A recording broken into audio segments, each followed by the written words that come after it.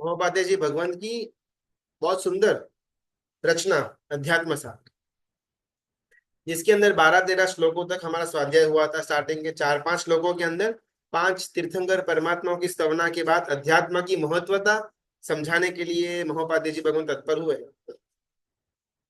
Last class के अंदर हमने जाना हुआ था अध्यात्म के अंदर वही व्यक्ति प्रवेश कर पाएगा तो जो द्वेष, मत्सर और ईर्ष्या, ये 3 गुण, निंदा, ये 3 गुण जिसके अंदर न, ये 3 दोष जिसके अंदर न हो, सामने वाले का देख करके द्वेष ना आए, सामने वाले का देख करके खुद को प्राप्त करने का एक अंदर में जोम, जिसको अपन मत्सर बोलते हैं, वो ना आए, और दूसरों के दोषों को ओपन करने की मन के अंदर विचार, निंदा न आए।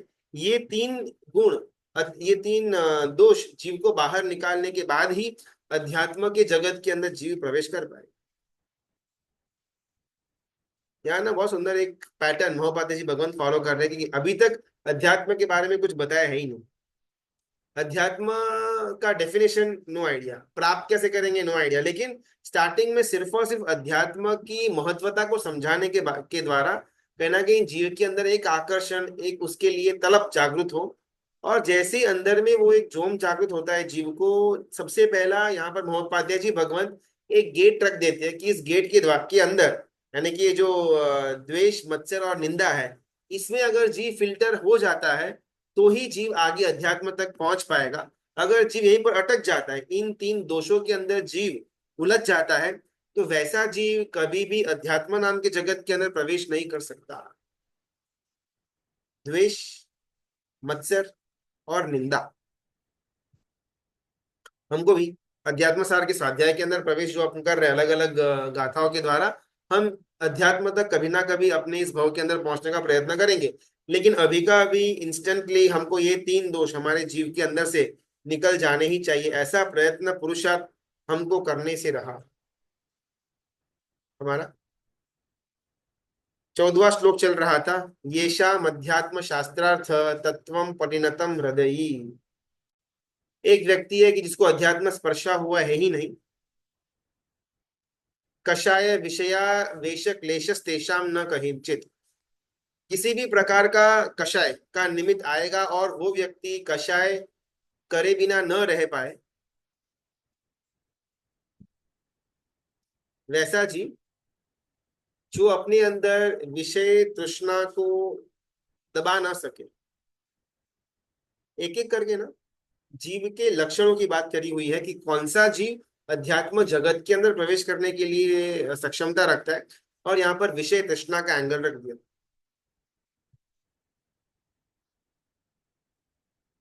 हमारा अनुभव है कि जब जब विषयों की स्पर्शना हमको आती है ना, जब जब विषय हमको जगते हैं, हम अपने आप को महसूस कर पाते हैं कि मैं इतना कामी, इतना इतना विषयांत नहीं हूँ। फॉर एग्जाम्पल, आइसक्रीम खाने की इच्छा बहुत होती है, लेकिन शायद जब जब इच्छा होती है अपन आइसक्रीम खा भी पाए ना भी खा पाए। ऐसा कुछ समय गया, 2 महीने, 4 महीने, 6 महीने निकले, और कभी हम किसी की शादी के अंदर गए, वहां पर फ्री का, मुफ्त का, एकदम सुपर क्वालिटी का आइसक्रीम मिल रहा था।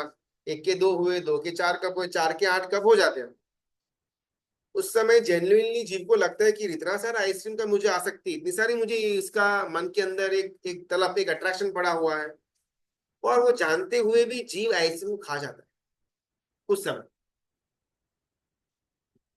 ऐसी बात यहाँ पर महोपाध्याय भवन इस गाथा के अंदर कर रहे कि विषयों की तृष्णा इतनी भयंकर कि जीव को मालूम है कि ये विषय मुझे खतरनाक है, मेरे बॉडी के अंदर ये अलग अलग कफ, अलग अलग इनडाइजेशन, अलग अलग प्रॉब्लम्स क्रिएट करने वाला है ये आइसक्रीम, लेकिन फिर भी जीव उस समय वो आइसक्रीम खाने से अपने आप को रोक नहीं पाता। तो बहुत एक छोटा एग्जाम्पल हुआ, ऐसा अलग अलग इंद्रियों के विषय के अंदर हमको जान लेना कि वो इंद्रियों के विषय की आसक्ति इतनी ऊपर तक हमको लेकर के जाती है कि जेन्युइनली जीव जानता है कि ये नहीं करने जैसा है, लेकिन फिर भी जीव आगे बढ़ जाता है, वो घटना से पीछे नहीं हटता। जब तक पूरी की पूरी दुनिया मेरे लिए शून्य ना बन जाए, तब तक अध्यात्म की स्पर्शना मैं नहीं कर सकता।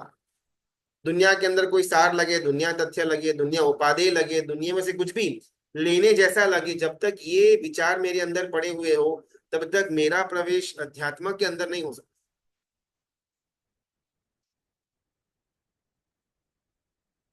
वो सिगरेट का या वो रजनीगंधा ऐसा वो सुपारी वगैरह का पैकेट हो रहा है, उसमें बड़े बड़े अक्षरों से अपने यहाँ पर गाइडलाइंस है, जितना भी वो पैकेट का एरिया है उसका 80 या 85% ऐसा कुछ एरिया, वो कंपल्सरीली वो टोबैको किल्स या उसका कुछ फोटो, मुकेश का फोटो वगैरह आता है, कैसा कर रहा था, ये कैंसर हो गया वगैरह वगैरह। और वो पैकेट के ऊपर बहुत क्लियरली लिखा हुआ भी रहता है कि tobacco kills, tobacco causes mouth cancer. लेकिन फिर भी करोड़ों लोग ये जानने के बाद भी अपने पूरे के पूरे जीवन के अंदर 10 15 20 25 30 40 50 60 70 सालों तक वो टोबैको का सेवन करते हैं। 80 85% ऑफ द कवरेज एरिया, वो सिगरेट के पैकेट का हो या वो टोबैको तंबाकू के पैकेट का हो, उसके अंदर लिखा हुआ होता है, उसके ऊपर बहुत बड़े बड़े अक्षरों में with photo, tobacco kills, tobacco causes mouth cancer. लेकिन फिर भी व्यक्ति उससे बाहर नहीं आता।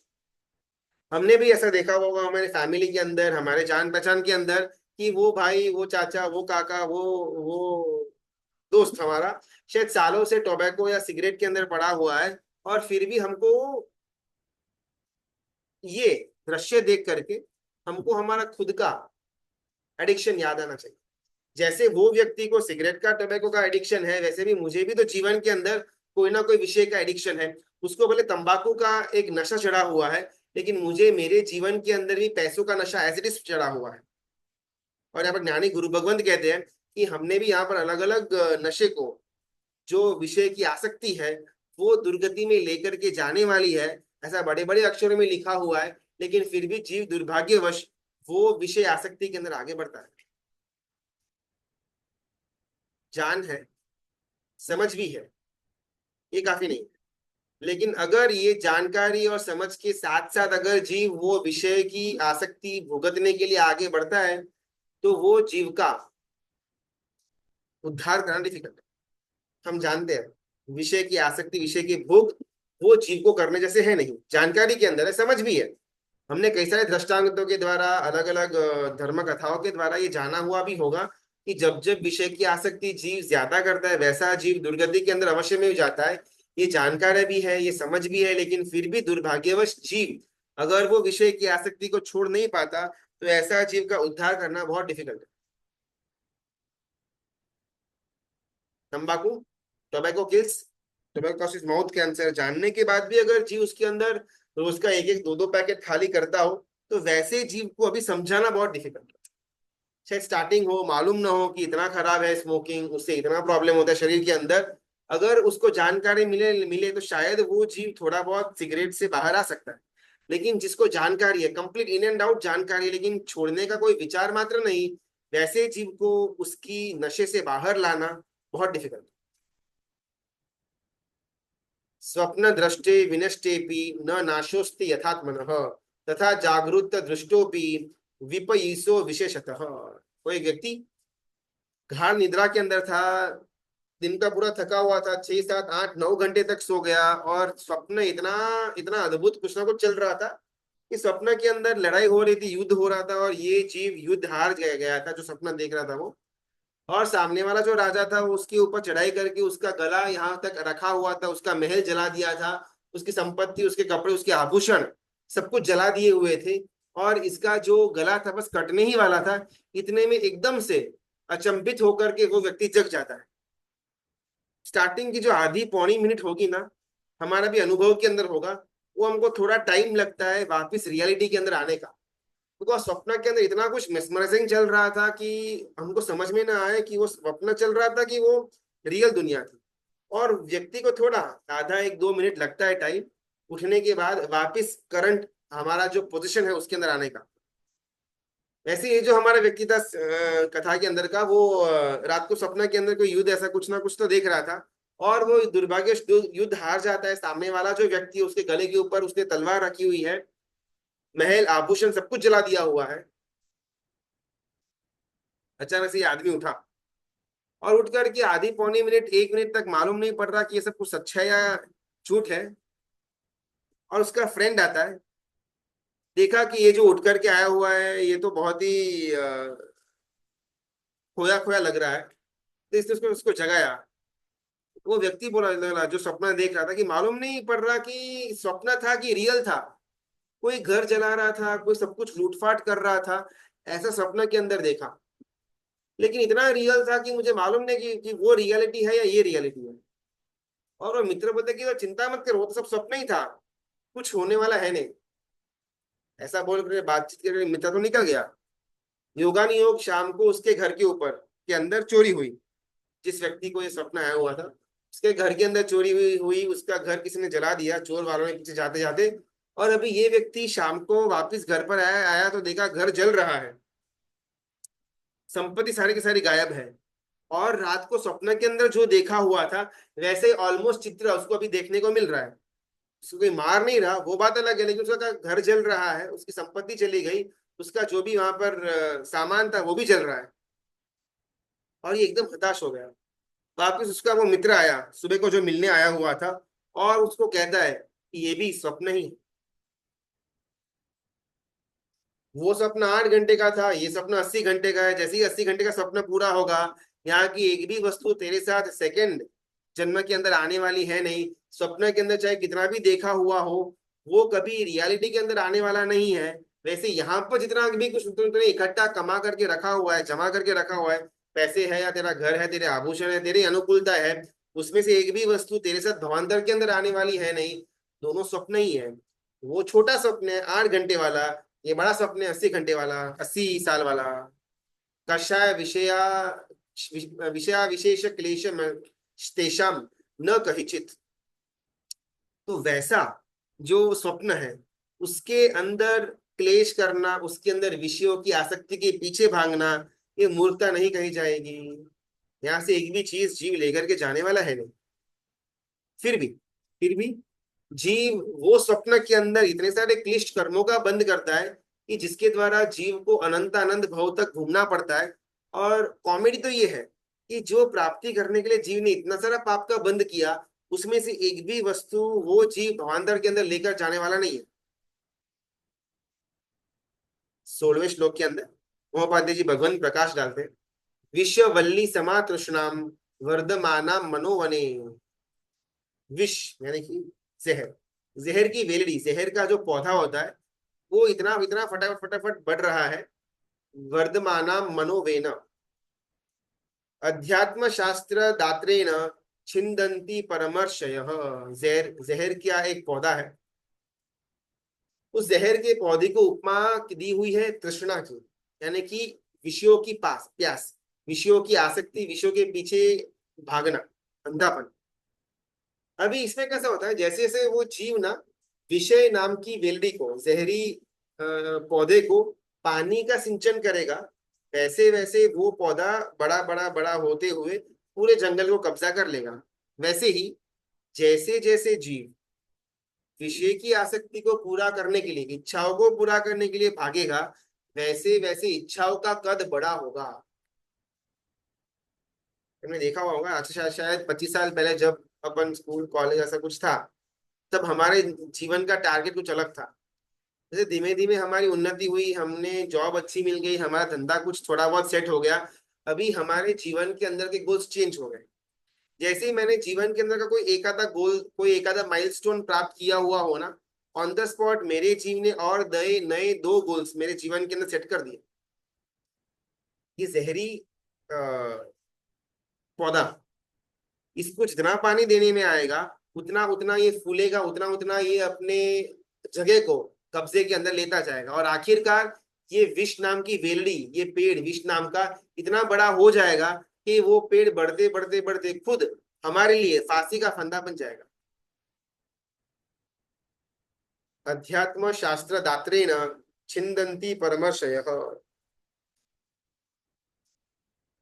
अध्यात्म शास्त्र एक ऐसी लकड़ी है कि जो लकड़ी ये विष की वेलड़ी, ये जो तृष्णा है, उसको जलाने के लिए, उसको काटने के लिए, उसको उखाड़ने के लिए, उसका रूट कंप्लीटली मिट्टी से बाहर निकालने की ताकत अगर कोई लकड़े के अंदर हो, तो वैसा लकड़ा है अध्यात्म शास्त्र।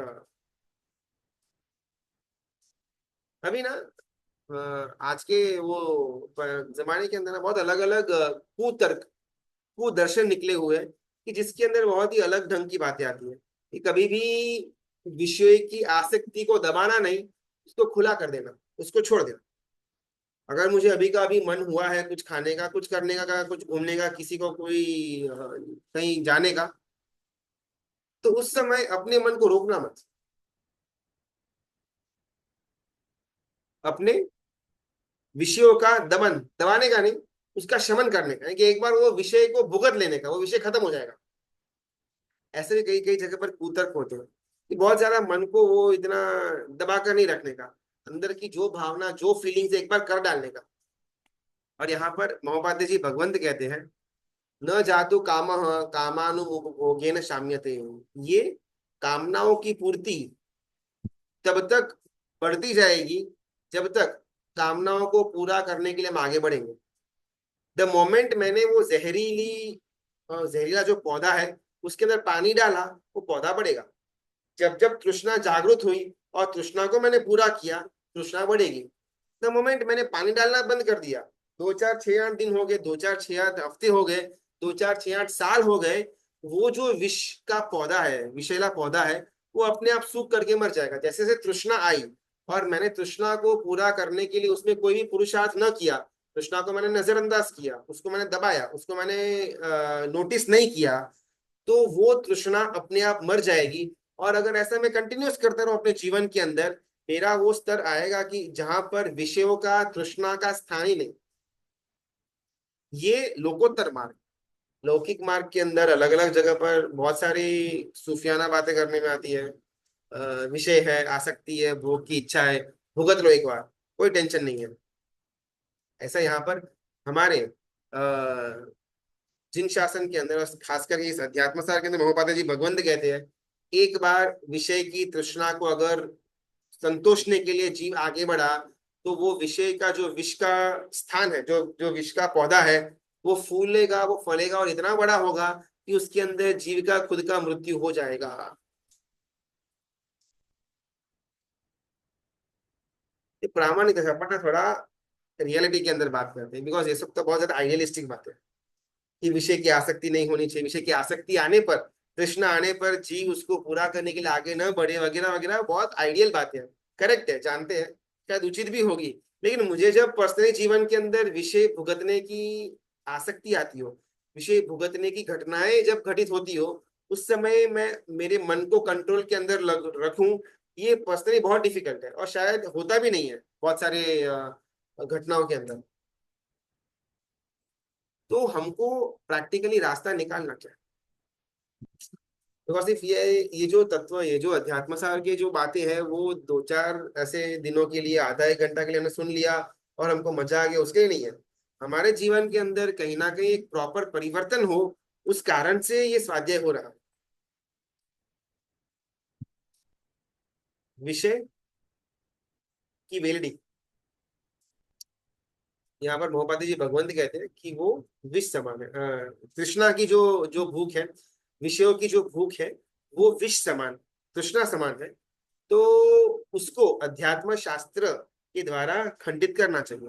विषवल्ली समा तृष्णाम वर्धमाना मनोवने, अध्यात्म शास्त्र, अध्यात्म शास्त्र दात्रेण छिंदन्ति परमर्शय। अभी ये तो उन्होंने बोला, मोहपाती जी भगवंत ने बोला कि हमको प्रैक्टिकली करना क्या। बिकॉज सबका ये ना, ये कहीं ना कहीं ऐसा तो प्रश्न हो मन में उठेगा कि कंट्रोल नहीं कर पाते। मालूम है कि उस समय नहीं करना चाहिए था, इसमें उचित नहीं था, विनय नहीं था, विवेक नहीं था, ये विषयों की पागलपन था, लेकिन फिर भी अपने आप को रोक नहीं पाया। कहीं पर हमको डेस्टिनेशन वेडिंग के अंदर किसी ने बुलाया हुआ है, 2 3 दिन कहीं पर मस्त कोई अलग ही हिल स्टेशन के रिजॉर्ट के अंदर हमको बुकिंग करवा करके दिया हुआ है। मालूम है कि 3 दिन वहां पर अपन को जलसा होने वाली है, जो खाना है खाओ, जो पीना है पियो, सब कुछ वहां पर मिलेगा, कोई पाबंदी नहीं है।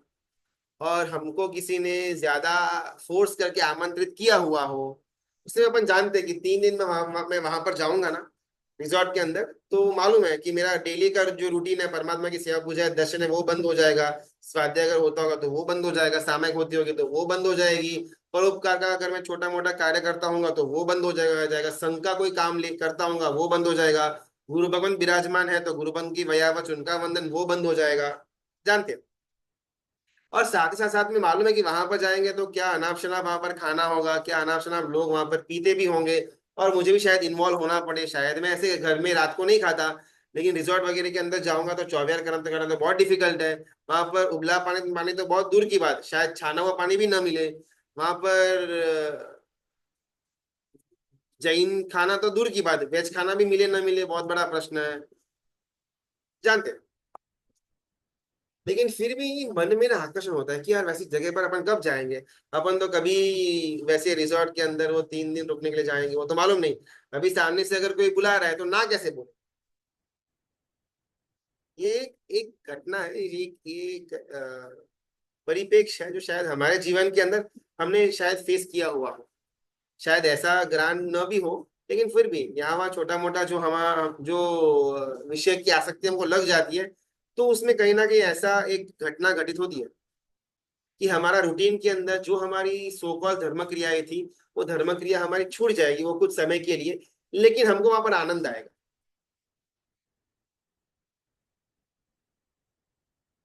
तो यहाँ पर बहुत सुंदर प्रकार से महोपाध्याय जी भगवंत कहते हैं,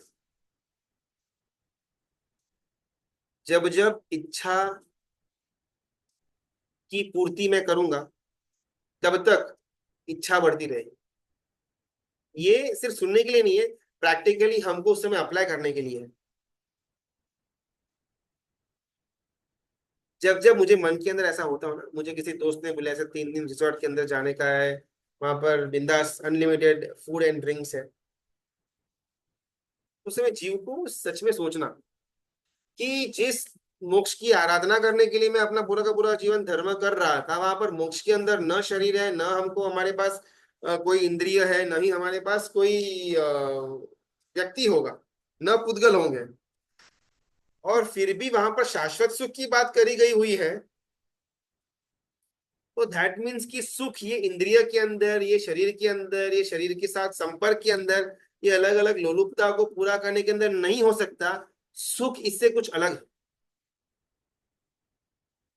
कि हर एक को अपने अंदर थोड़ा थोड़ा चिंतन करते रहना पड़ेगा, ताकि जब हमारे जीवन के अंदर ऐसी कोई घटना आए कि जहां पर विषय की आसक्ति के अंदर हमको जबरदस्त अंदर में एक एक अट्रैक्शन उत्पन्न हो, और फिर भी कहीं ना कहीं हमारे अंदर का एक आवाज हमको बोले कि ये उचित नहीं है, करने जैसा नहीं है, और वो आवाज को बल मिले, उसके लिए आज हमको ये चिंतन करना पड़ेगा। मोक्ष के अंदर खाना नहीं है, पीना नहीं है, शरीर नहीं है, वहां पर कोई घूमने का स्थान नहीं है, वहां पर कोई बातचीत नहीं है, वहां पर कोई रस नहीं है, फिर भी वहां पर अनंत सुख शाश्वत सुख कहा गया हुआ है। तो क्या ये 3 दिन में इतना कुछ मुझे आनंद मिल जाने वाला है कि जो उससे भी ज्यादा बड़ा होने वाला है। बिकॉज मैं मेरी धर्म आराधना मोक्ष तक पहुंचने के लिए कर रहा था, तो क्या वैसा मोक्ष नाम का लक्ष्य मैं ये तुझ 2 3 4 दिनों के रिजॉर्ट के अंदर उसको क्या मैं त्याग त्याग कर सकता हूँ। ये विचार ना जीव को स्वयं करनी पड़ेगी, बिकॉज ये सब बातें शायद कोई हमारे लिए चिंतन नहीं कर पाएगा, कोई हमारे लिए इम्प्लाई भी नहीं कर पाएगा। अगर मुझे मेरे जीवन के अंदर इसको प्राप्त करना है, विषय की आसक्ति से दूर जाना है, तो चिंतन स्वयं को सबसे पहले करना पड़ेगा। जिसके अंदर यहाँ पर महोपाध्याय जी भगवान मोक्ष का स्वरूप दिखलाते हैं कि जहां पर मोक्ष की प्राप्ति के लिए जीव जीवन पर्यंत धर्म कर रहा है, उसमें कहीं ऐसा कुछ इंस्टेंस बन गया कि जिस कारण से जीव मोक्ष को साइड में रख करके तुच्छ आनंद के अंदर आगे बढ़ रहा है। सेकंड स्टेप, ये तुच्छ आनंद के कारण से वो जो शाश्वत सुख मुझे मिलने वाला था, अभी मुझसे कई कोस दूर निकल गया।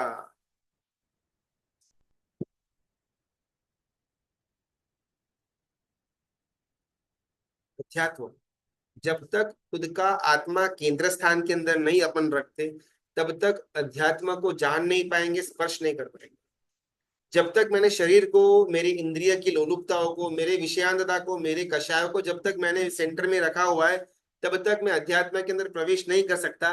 किसी भी घटना के अंदर इससे मेरे जीव की उन्नति होगी, प्रगति होगी, या जीव मेरा खड्डे के अंदर जाएगा, ये सोचने के बाद वो क्रिया के अंदर, वो कार्य के अंदर, वो संसार की प्रवृत्ति के अंदर आगे बढ़ना, इसी को अध्यात्म कहा गया हुआ।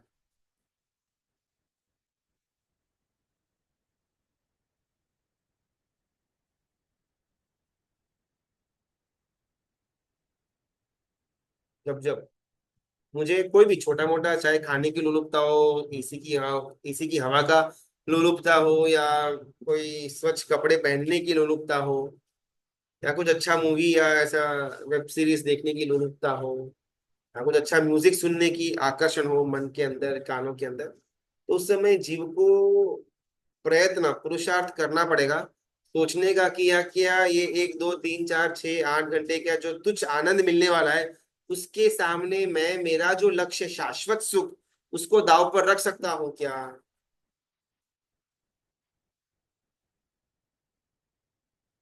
वीर परमात्मा को संगम भी मिला, चंड कौशिक भी मिला। परमात्मा ने संगम को एक भी शब्द नहीं बोला, चंड कौशिक को कुछ 2 3 4 शब्द बोले। इसके पीछे परमात्मा का एंगल ये काम कर रहा था कि जो खुद नशे के अंदर बैठा हुआ है, उसको एक भी शब्द बोलने जैसा नहीं है। जो खुद संसार के नशे के अंदर बैठा हुआ है, उसको कोई भी धर्म की बात करने जैसी है नहीं।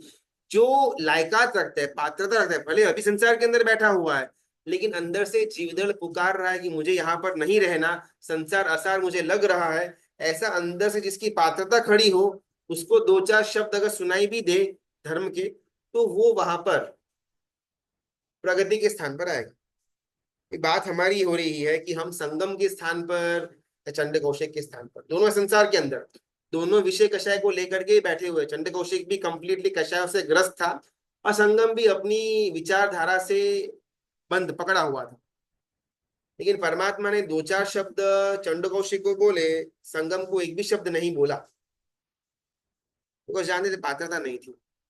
जब बात हमारी आती है ना, हमको तो शायद परमात्मा ने एक भी शब्द डायरेक्ट नहीं बोला है, वाया वाया ग्रंथ हम तक बहुत सारी बातें पहुंची हुई है, लेकिन प्रश्न खुद को करना, संगम या चंड कौशिक, मेरे अंदर सुधरने की पात्रता है, या संगम की तरह मेरे पर चाहे कितना भी आप प्रयत्न करो, लेकिन मैं सुधरने से रहा, ऐसी ऐसी वृत्ति हम लेकर के बैठे हुए हैं। ये आत्मसात के द्वारा हम जब जब विषयों की आसक्ति का स्थान आए, विषयों को भुगतने की जब जब अवस्था आती हो, उस समय एटलीस्ट मिनिमम अपन शायद विषयों की आसक्ति को छोड़ ना पाए, लेकिन उस समय तो ये चिंतन एक बार विचार करने जैसा है कि मैं मेरे शाश्वत सुख को ये तुच्छ सुख के सामने तुलना में लेकर के आ सकता हूँ। इस तुच्छ सुख को प्राप्त करने के लिए क्या मैं मेरा शाश्वत सुख दांव पर लगाने को रेडी हूँ। बस आधी 1 मिनट का विचार, फिर आगे अगर हमको विषय को भुगतना है तो भुगतना, नहीं भुगतना है तो नहीं भुगतना। लेकिन इस अवस्था के ऊपर आकर के मोहपाती जी भगवंत कहते हैं, विषयों की आसक्ति करने से पहले एक बार ये चिंतन करना अति आवश्यक है।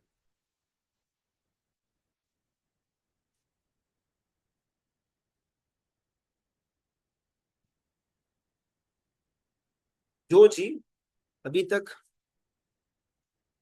अचर्मावर्त काल के अंदर पड़ा हुआ होगा, वही जीव को संसार का तीव्र राग होगा। यानी कि जो जीव का अभी तक अनंत अनंत भव बाकी है मोक्ष तक जाने का, वही जीव को संसार का सबसे ज्यादा अट्रैक्शन होगा। जो जीव निकट पहुंचा हुआ है, मोक्ष के नजदीक पहुंचा हुआ है, उस जीव के अंदर संसार की आसक्ति एकदम मिनिमम या एकदम क्षीण हो चुकी हुई होगी। ये एक सुंदर बैरोमीटर है। मुझे मेरे इस जीवन के अंदर संसार की आसक्ति कितनी है, ये दर्शाता है कि अभी मेरा मोक्ष से डिस्टेंस कितना बाकी है। जितनी आसक्ति ज्यादा संसार की, यानी कि हमारे विषय की, आगे हमारे पैसे की, हमारे नाम की, हमारे फैमिली की, या हमारे संबंधों की, जहां जहां पर मुझे संसार की आसक्ति ज्यादा, जितनी मात्रा के अंदर, जितनी इंटेंसिटी के अंदर, उतना मेरा मोक्ष से डिस्टेंस ज्यादा। जितनी आसक्ति कम, विषयों की आसक्ति कम, संसार की आसक्ति कम, कषायों की आसक्ति कम, उतना मेरा और मेरे मोक्ष के बीच का डिस्टेंस कम। संसार भी यहाँ पर है, मोक्ष भी यहाँ पर है। हमको लगता है कि ये सिद्धशिला में जाएंगे तब हमको मोक्ष मिलेगा, लेकिन सिद्धशिला वो तो सिर्फ एक मोक्ष का एक प्रतिकारक रूप है। जिस जीव के पास अभी एक भी कर्म न बचा हुआ हो, न सत्ता के अंदर है, न उदय के अंदर है, न बंध के अंदर है, वैसा जीव जाएगा किधर। तो वैसे जीव के लिए एक स्थान मात्र, यानी कि वो सिद्धशिला, लेकिन एक्चुअल में मोक्ष यहीं पर है। जिस भूमि पर हम लोग रह रहे हैं, जिस शरीर के साथ रह रहे हैं, उसी अवस्था के अंदर जीव को केवल ज्ञान की प्राप्ति होती है, उसी को हम मोक्ष कहते हैं। कोई स्थान पर जाएंगे तब आनंद होगा, बात वो नहीं है। इसी स्थान, इसी जगह पर जहां पर हम रह रहे हैं, वहीं पर शाश्वत सुख जीव को मिलता है। वो तो एक अवस्था मात्र है, 14 राजलोक के जो अंतिम भाग में आया हुआ जो सिद्धशिला का आकार है, वो तो एक व्यवस्था मात्र, वो तो सिस्टम है। लेकिन जीव को जिस समय केवल ज्ञान की प्राप्ति हुई, जिस समय वो उपशम श्रेणी शपथ श्रेणी के द्वारा आगे बढ़ा, उसी समय जीव को शाश्वत सुख की परिकल्पना चालू हो जाती है। और द मोमेंट केवल ज्ञान की प्राप्ति हुई, जीव को शाश्वत सुख मिला। और वो सुख यहीं पर इसी बॉडी के साथ, इसी इंद्रियों के साथ जीव को प्राप्त होता है। हमारा हमारा दुर्भाग्य इतना कि शायद हमको हमारे इस जीवन के अंदर कोई केवल्यानी भगवंत से मुलाकात नहीं हुई, कोई केवल्यानी भगवंत का हमने पर्याय, उनका परिवार, उनका उनका ऑरा हमने देखा हुआ नहीं है, ताकि हमको कभी भी वो मोक्ष के लिए अदम्य इच्छा जो होनी चाहिए वो होती नहीं है। अगर मैंने किसी केवली भगवान को देखा हो विचरते हुए इसी भव के अंदर, उनकी क्रियाओं को, उनके आचारों को, उनकी पालनी को, तो उनके अंदर का जो शाश्वत सुख को वो जो मान रहे हैं, वो जो महसूस कर रहे हैं, उसका प्रतीति मुझे होता, तो थोड़ा बहुत मुझे भी मेरे संसार के सुखों की तुच्छ फीलिंग आनी शुरू हो जाती। लेकिन दुर्भाग्य से हमारा जन्म उस काल के अंदर हुआ कि जहां पर कोई भी अतीन्द्रिय ज्ञानी, कोई भी केवल ज्ञानी जीव मौजूद नहीं है, जिस कारण से मुझे मेरे इस भव के अंदर, इस जीवन के अंदर कभी भी मोक्ष का सुख सर्वश्रेष्ठ है, शाश्वत है, उसको प्राप्त करना ही है। और किसी भी तुच्छ सुख के लिए मैं उसको, उसकी अवगणना, उसको निग्लेक्ट नहीं कर सकता। ये स्थान दृढ़ता पूर्वक मेरे अंदर उत्पन्न होता ही नहीं, वो हमने देखा ही नहीं। इमेजिन कि हमने अगर ऐसा कुछ होता कि हमारे नगर के अंदर, संघ के अंदर, या हमारे राज्य के अंदर, आर्थिक क्षेत्र के अंदर ऐसा कोई एक आधा दो केवलानी गुरु बाबा विचर दे कि जिनको देख करके हमको मालूम पड़ता कि ये तो कितने सुखी, कितने आनंद के अंदर है। और जितनी बार हम उनको देखते, हमको हमारा खुद का संसार असार लगता कि उनका सुख किधर और मेरा सुख किधर। और बार बार ये चीज घुटने में आती, संसार असार लगता, संयमी सार लगता, और हमारा भी कल्याण हो जाता।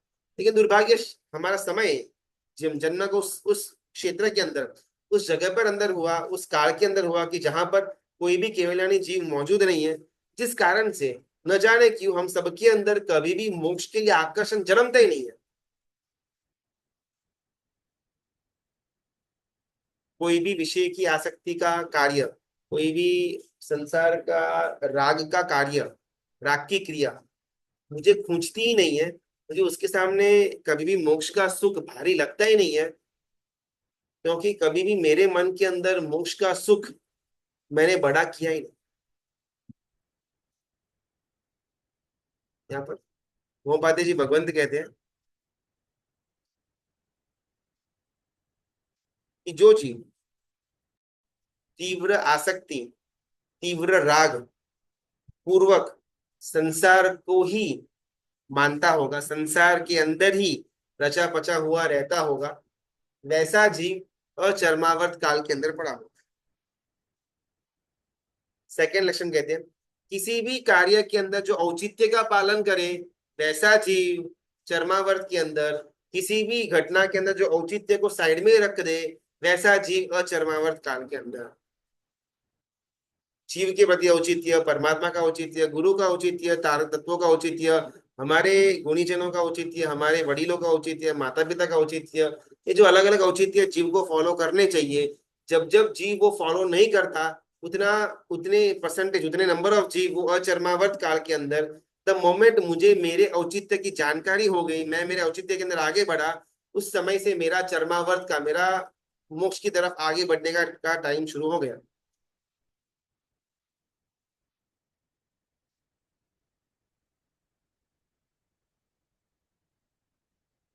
विषय हमारा उपनीति के अंदर भी हमने इसी कड़ी को लेकर के इस अध्यात्म सार के अंदर एंट्री करी हुई थी कि जब जब जीव के अंदर आसक्ति उत्पन्न होती है, तब तब उतने उतने समय के अंदर जीव संसार वर्धक क्रिया कर रहा है, संसार बढ़ाने का काम कर रहा है।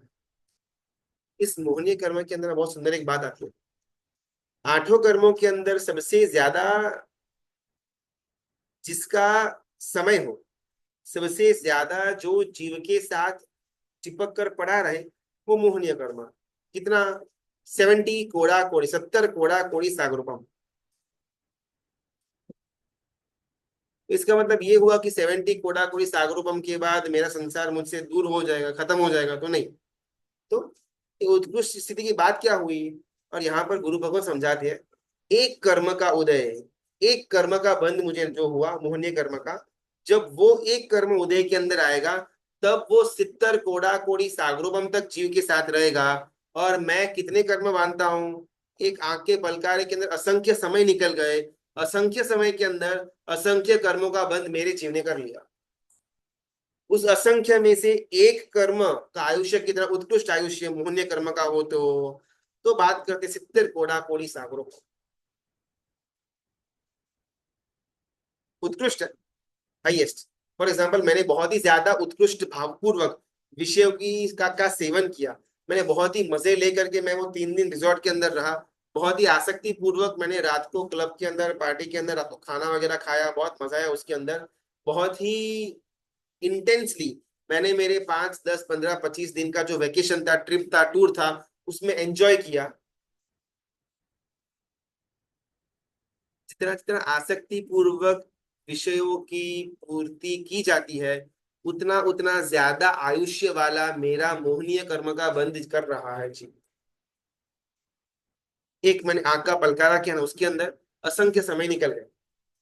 एक समय के अंदर जीव एक कर्म का बंध करता है, असंख्य समय निकल गए। ऐसे 2, 3, 4 दिन रिजॉर्ट के अंदर, 2, 3, 4 हफ्ते घूमने के अंदर अगर मैं निकल जाता आसक्ति पूर्वक, तो जीव असंख्य अनंत मोहनीय कर्म का बंध करता है। एक मोहनीय कर्म का उदय काल 70 कोड़ा कोड़ी सागरों का।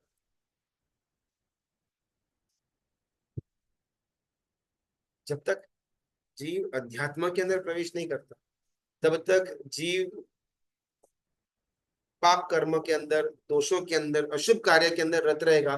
द मोमेंट अध्यात्म के अंदर जीव का प्रवेश हुआ, ये सारे के सारे दोष, ये सारे के सारे पाप ऑटोमेटिकली जीव से दूर हो जाएंगे। लगभग 16, 17 गाथाएं हुई। आगे महोपाध्याय जी भगवंत क्या कह रहे हैं, अपन कल के क्लास के अंदर जानने का प्रयत्न करें। कुछ एक आधा प्रश्न अपन फटाफट ही लेते हैं। क्या घर के विंडो पे हम कबूतर को खाना पानी दे सकते हैं, या फिर कबूतर खाता वहीं पे जाके दाना देना, घर पे दाना दे सकते हैं या नहीं?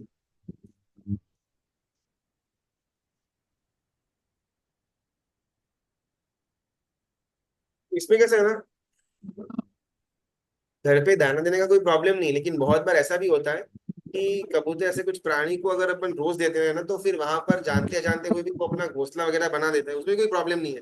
लेकिन फिर वहां पर अंडा, एग वगैरह रख के देता है, दे देता है, और भूल से गलती से अगर वो फूट फूट जाता है, तो हम अपन दोष के भागी बनते हैं। तो बेटर ऑप्शन होगा कि जहां पर कबूतर ऑटोमेटिकली चौराहे के अंदर या कोई ऐसा स्थान जहां पर इकट्ठा होते हो, वहां पर जाकर के अपन चारा डाल दे, एटलीस्ट टेरेस के ऊपर जाकर के डाले ताकि वहां पर कोई डिस्टरबेंस ना हो। तो वो बेटर है। घर के बाहर खिड़की वगैरह में रखने के द्वारा थोड़ा बहुत वहां पर हिंसा का चांस खड़ा रहता है। तो उचित यही है कि ओपन एरिया के अंदर या फिर सेकेंड हमारे टेरेस के अंदर अपन ऐसा चारा पानी वगैरह रखे, तो वो ज्यादा बेटर। अनुभव बोल सकते હા પ્રણામ. આપણે અપ્રશસ્ત અને પ્રશસ્ત રાગ નો અર્થ શું કહેવાય? हो। देखो, अपन ना कषायों के अंदर ना दो विभाजन करते हैं। राग द्वेष के अंदर भी दो विभाजन होते हैं, और कषाय के अंदर भी दो विभाजन, दो अलग अलग कैटेगरी आती है। राग द्वेष, राग द्वेष, एक है प्रशस्त, एक है अप्रशस्त। प्रशस्त यानी कि जिसके आशय के अंदर शुद्धता पड़ी हुई है, वो प्रशस्त राग द्वेष, प्रशस्त कषाय। इसके आशय के अंदर अशुभता पड़ी हुई है, वो अप्रशस्त राग द्वेष, अप्रशस्त कषाय। एग्जाम्पल लेंगे तो शायद मालूम पड़ेगा। मेरे संघ के अंदर में जो परमात्मा विराजमान है, अगर कोई व्यक्ति आकर के वो परमात्मा का खंडन करता है, वो परमात्मा को उठाने का प्रयत्न करता है, उसको कोई हानि पहुंचाने का प्रयत्न करता है, और मुझे वहां पर गुस्सा आए, क्रोध आए, ये प्रशस्त कषाय कहा जाएगा। मेरे गुरु भवन को कोई गाली गलौज करता हो, उनको कोई मार रहा हो, उनको कोई पीट रहा और मुझे उसके लिए गुस्सा आए, द्वेष आए, मैं भी उसके ऊपर हिंसा करूं, मारूं, ये प्रशस्त कषाय। मुझे परमात्मा के लिए राग है, मुझे मेरे गुरु के लिए राग है, मुझे मेरे धर्म के लिए राग है, मुझे मेरी क्रियाओं के लिए राग है, ये प्रशस्त राग कहा जाएगा। यानी कि इसके मूल के अंदर शुद्धता पड़ी हुई है। अगर कोई मेरे गुरु भगवान को कोई बहुत ही बैडली ट्रीट करता हो, अगर उनको कोई कोई गाली गलौज देता हो, तो ऑब्वियसली मुझे मेरे गुरु भगवान के लिए अहोभाव होगा ही। तो उस अहोभाव के कारण से वो व्यक्ति जो उनके लिए ऐसा एक खराब परिपेक्ष कर रहा है, पर्याय कर रहा है, तो उसके ऊपर हाथ उठाना, गुस्सा करना, क्रोध आना, ये सहज बन जाता है। इसको अपन प्रशस्त कषाय के अंदर लेंगे, जो जीव के अंदर होना चाहिए। आगे जाकर के तो जब 10वां गुण स्थानक से आगे जीव पहुंचेगा, उस समय तो प्रशस्त का भी त्याग करना है, लेकिन वो उस समय। अभी का जो हमारा चौथा पांचवा गुण स्थानक भी है या नहीं, जो अपन डाउट्स के अंदर घूम रहे हैं, इस परिप्रेक्ष्य के अंदर जीव के पास प्रशस्त कषाय होने चाहिए। वरना क्या होगा कि अगर अपन एकदम समता के अंदर, मेरे को कोई क्रोध, कोई मान, कोई माया नहीं करना, तो मंदिर लूट करके चले जाओ, कोई प्रॉब्लम नहीं, परमात्मा को खंडित कर दो, कोई प्रॉब्लम नहीं, गुरु भगवान को जो भी करना है आप करो, मेरे गुरु भगवान के साथ मुझे कोई प्रॉब्लम नहीं है, ऐसा उचित नहीं होगा। तो अभी के लिए जीव के अंदर प्रशस्त कषाय होने चाहिए, लेकिन मन के अंदर ये भी क्लियर होना कि आगे जाकर के इसको भी छोड़ना तो है ही। और अप्रशस्त यानी कि एकदम नेगेटिव, संसार का वर्धक। अगर मेरे पैसे लेकर के कोई भागता हो और मुझे क्रोध आए, ये अप्रशस्त कषाय। किसी ने मुझे चांटा मारा और मुझे क्रोध आया, ये अप्रशस्त कषाय। मुझे मेरा मोबाइल फोन के लिए बहुत राग है, ये अप्रशस्त राग। तो मूल तो वो राग तो मुझे परमात्मा के लिए भी था, राग तो मुझे फोन के लिए भी है। परमात्मा का, गुरु का, तारक तत्व के पीछे का राग को हमने प्रशस्त नाम दिया हुआ है। और संसारी वस्तुओं का, संसारी चीजों का, संसारी संबंधों का वो राग जो कषाय मैं करता हूं, उसको अप्रशस्त नाम दिया गया हुआ है। अप्रशस्त तो किसी भी अवस्था के अंदर लाने जैसा है ही नहीं। अभी का जो हमारा अवस्था है उसके अंदर जीव प्रशस्त कषाय, प्रशस्त राग द्वेष करे, वो उचित है। जी गुरु जी। हाँ, हो सके किसी का कुछ प्रश्न और था तो ठीक है, वरना अपन आज ओके। परमात्मा की आज्ञा विरुद्ध। प्रणाम गुरु जी। गुरु जी, ये बहुत सारा डिस्टरबेंस मतलब नेट का प्रॉब्लम कुछ चालू है क्या? तो अरे यार, वो, भाई ब्रॉडबैंड तो फुल है, शायद मालूम नहीं आज डिस्टर्बेंस था क्या। हाँ मतलब बहुत बार हुआ। मोहनी कर्मा का भी जब आप बोल रहे थे तब भी हुआ था। तो अगर हाँ आपका हाँ। मतलब ये रिकॉर्डिंग अगर वॉइस दोनों से गुरु जी तो बहुत अच्छा रहेगा। अच्छा, ठीक है, कुछ वो कल। गुरु जी 20 तारीख का भी नहीं आया। मैं रिक्वेस्ट की थी बहुत बार। हाँ, वो एक 20। रिकॉर्डिंग ना, वो प्रॉपरली वो सेव नहीं हुआ है, वो एक दिन का नहीं आया। बाकी हर एक दिन का शायद रिकॉर्डिंग भेजा हुआ है, वो एक दिन का थोड़ा मिस हुआ है। हाँ हाँ, तो एक्चुअली हम लोगों को सुबह स्वाध्याय करने में मतलब काम आ जाता है। नहीं हो तो दूसरा कुछ नहीं। और अनुकूलता हो तो भेज देना गुरु जी। जी जी जी, बिल्कुल। धन्यवाद गुरु जी। आज का तो बहुत ज्यादा डिस्टर्बेंस था। पता नहीं मेरे फोन में था या पता पता नहीं, लेकिन आज बहुत बार ऐसा हुआ था स्ट्रक्स। ठीक है, आज का गुरु रिकॉर्ड जी ठीक है। डिस्टरबेंस था डिस्टरबेंस। हाँ आज था। सॉरी सॉरी, शायद जी कुछ जी मिस्टेक होगा जी ब्रॉडबैंड में, कुछ कल कुछ अलग से ट्राई करेंगे। फटाफट रिकॉर्डिंग अपलोड कर देंगे ताकि उसमें तो कोई डिस्टर्बेंस नहीं आना चाहिए। फिर कल से थोड़ा कुछ देखेंगे। चलिए, जी इतना जी, क्या धन्यवाद गुरु जी। बहुत धन्यवाद गुरु जी। बहुत अच्छा लगा, सबका बहुत बहुत धन्यवाद। और कहीं ना कहीं हमारे जीवन के अंदर भी ये अध्यात्म सार के स्वाध्याय के कारण से विचारों के अंदर, चिंतन के अंदर थोड़ा बहुत फर्क आए, ऐसा पुरुष हम सबको करने जैसा है। बहुत बहुत धन्यवाद। प्रणाम।